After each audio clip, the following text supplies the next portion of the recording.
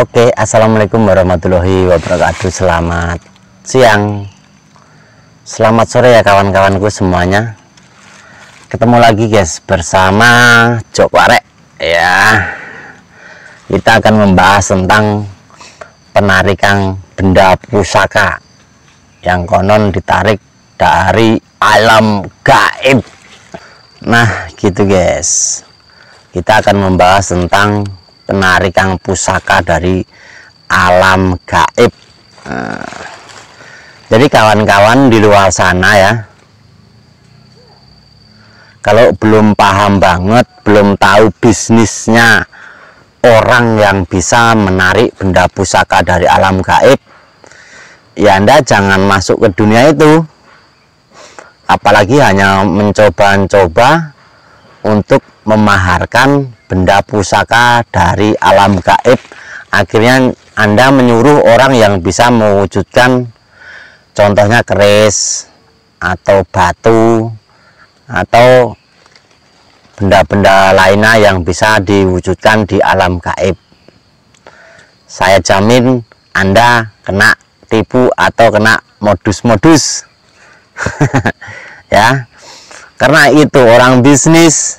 Makanya udah saya bilang dari awal, kalau Anda belum paham, jangan masuk ke dunia orang-orang yang katanya bisa menarik benda dari alam gaib.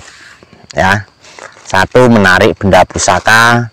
Dua, menarik batu-batu merah delima atau rantai babi atau jenis pusaka yang lainnya yang dianggap mistis atau peninggalan zaman dahulu.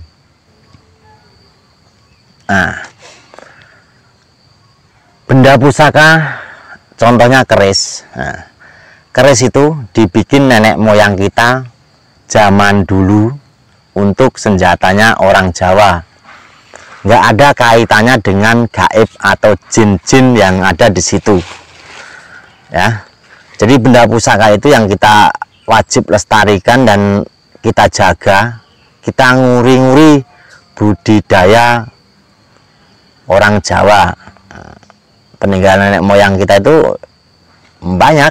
Keris, senjata-senjata orang Jawa itu dibikin manusia dulu, bukan dibikin bangsa iblis atau bangsa jin.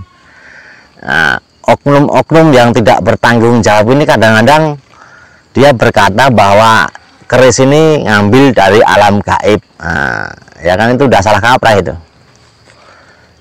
Itu modus-modus yang ada di YouTube yang saya katakan ya, yang ada di YouTube, di Facebook, di mana ada orang yang menawarkan keris, yang bisa narik keris, yang bisa mewujudkan keris dari alam gaib. Nah, itu kan banyak teknik dan banyak caranya gitu. Karena saya lagi pesen sama teman-teman itu belum dikirim. Kalau dikirim ntar saya praktekin caranya lah. Kita membawa kain putih atau kain hijau atau kain merah, tahu-tahu kerisnya ada di bawah kain itu. Nah itu kalau bagi saya mah gampang kayak begitu, nggak usah pakai menyan, nggak usah pakai embel-embel. Saya memakai mantra yang sangat luar biasa. Mantra saya jarang dipakai seorang dukun-dukun, hanya saya yang tahu. Mantranya begini: son nama tek ajiku kudu ngapusi asu. Nah, mantranya begitu. Nah itu keris bisa keluar dari bawah kain kita tadi, entah kain hijau atau kain merah atau kain putih, terus depannya kasih dupa-dupa, asap-asap wangi-wangian.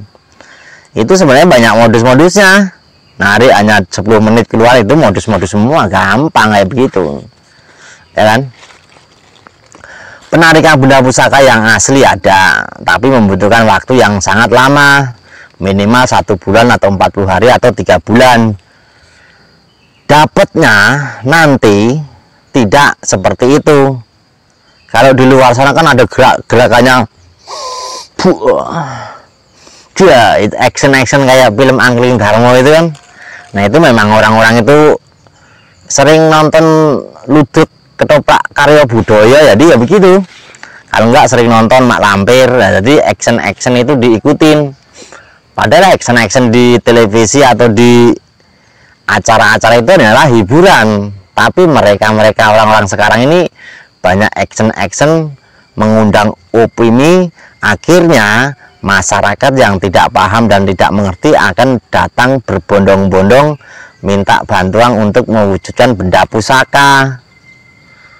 Akhirnya Anda kena duit, kena biaya untuk beli minyaknya itu harganya juga tidak sewajarnya, ada 10 juta 20 juta.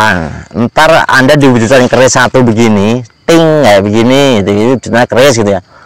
Nah, keris itu kalau bawa pulang, ini seumur hidup kamu juga nggak akan bisa bantu gitu loh. Nggak akan membantu Anda untuk mencari beras atau mencari ikan asin, nggak bakal bisa. Bisanya menyusahkan. Kecuali Anda dapat peninggalan nenek moyang kita yang wajib kita lestarikan dan kita jaga. Karena apa? Itu senjatanya orang Jawa zaman dulu. Bukan ada kaitannya dengan jin-jin, nggak ada. Itu semuanya modus-modus. Itu kan permainan saya begitu. Tapi saya belum menunjukkan pusaka yang panjang, saya tarik belum ya. Kalau pusaka kecil-kecil yang pindah di tempat itu gampang. Itu ada teknik khusus yang harus kita pelajari. Harus kita mempunyai teman yang tidak terlihat. Nah, ya, ingat, kita mempunyai teman yang tidak terlihat oleh teman kita juga. Itu rahasia, saya tidak berani mengatakan di publik. Kalau mau bohong-bohongan, dobol-dobolan, pinteran saya sama dukun-dukun penipu itu. Kalau mau action-actionan, tipu-tipuan, pinteran saya. Cuma saya tidak mau menipu. Karena apa? Karena saya emang tujuannya nggak mau menipu. Kasihan lihat orang-orang begitu, kasihan gitu. Apalagi saudara kita sendiri itu tipu-tipu, jual minyak, jual keris. Aduh, bisnis keris. Emang ada benar orang yang mau beli keris, emang juga ada. Tapi tidak ada kaitannya dengan keris-keris dari bangsa jin, bangsa gaib, nggak ada. Ya, itu energi keris sendiri itu, dari besi itu sendiri. Nggak ada kaitannya dengan bangsa-bangsa itu, nggak ada. Itu semuanya orang-orang permainan para oknum dobel-dobel itu ya, untuk mencari duitnya lewat begitu, lewat gaib-gaib gitu alasannya. Kan kalau udah berkata tentang gaib susah untuk pembuktian, ya kan, susah untuk dibuktikan. Alasannya begini, ini gaib, hanya orang tertentu yang tahu. Nah, alasannya begitu. Aduh, double. Ya, kamu ngomong begitu sama orang yang belum pengalaman tentang gaib-gaib gitu ya percaya, ya kan?